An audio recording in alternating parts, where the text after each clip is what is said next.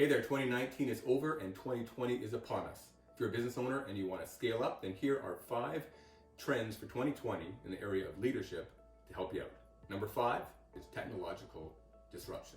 Hey, technology has been disrupting business since the Industrial Revolution, so that's nothing new. But we've seen some amazing stuff in the last few years. We've seen robotics develop, we've seen artificial intelligence come a long way, and yet some of these really incredible technologies have really not matured yet. They haven't filtered down to a place where small and mid-sized businesses can take real benefit from them. But expect that to start changing in 2020 as these businesses mature, as they scale up. There's going to be some incredible things coming your way.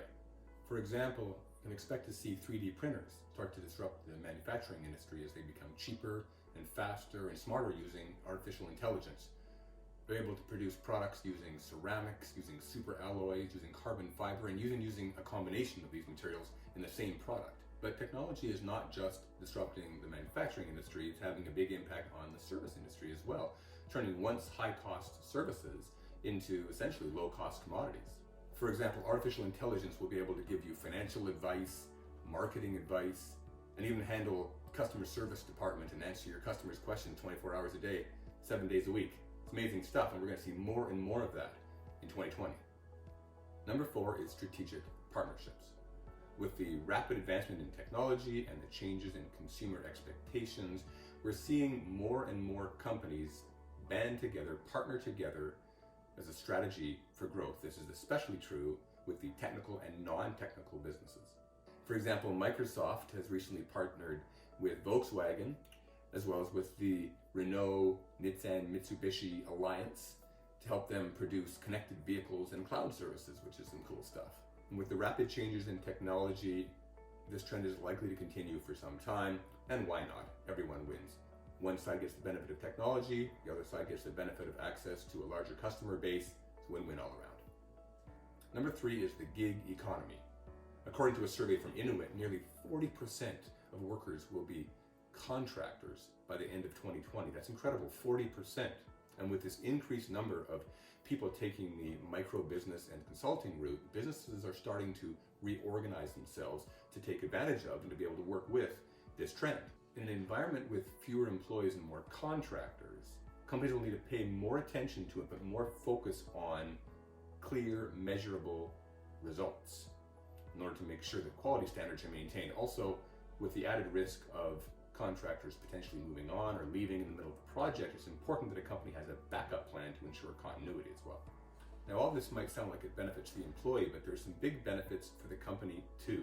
Because when we transition from an hourly salary to an employee over to a pay for results kind of relationship with a contractor, we pass much of the risk onto the contractor, creating a more stable cost base and of course more stable pricing and more consistent pricing for the customer in the end as well.